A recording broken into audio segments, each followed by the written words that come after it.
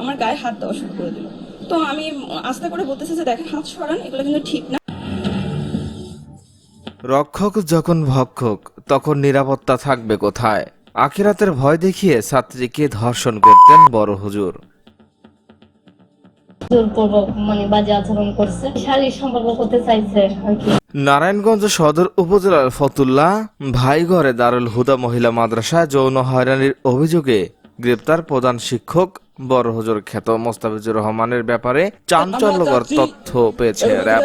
জিজ্ঞাসাবাদে মোস্তাফিজুর রহমান ৩ বছরে ১১ ছাত্রীকে ধর্ষণের চেষ্টা ও যৌন হয়রানির কথা স্বীকার করেছে।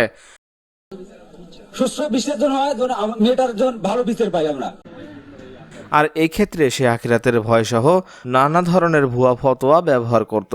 শনিবার মোস্তাফিজুর রহমানকে আটকের পর ব্যাপক জিজ্ঞাসাবাদে এই তথ্য জানা যায়। রোববার দুপুরে র্যাব ১১-র এএসপি আলাউদ্দিন জানান, অভিযুক্ত মোস্তাফিজুর রহমানের অপকর্মের বিরুদ্ধে কোনো ছাত্রী মুখ খোলার চেষ্টা করলে তাদের নানা অপবাদ দিয়ে মাদ্রাসা থেকে বের করে দিত সে।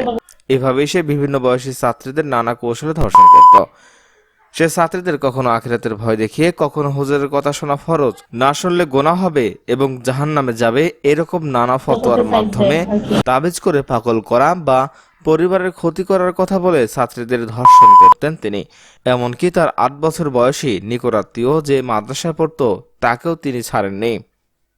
এছাড়া মোস্তাফিজুর রহমান নিজেই বিভিন্ন জাল হাদিস তৈরি করে ছাত্রীদের সাথে অনৈতিক সম্পর্ক করত।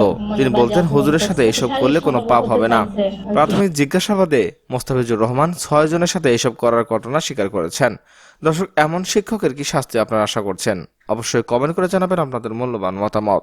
এখনকার মতো এখানেই শেষ। পরবর্তী আপডেট জানতে সাথেই থাকুন। ধন্যবাদ।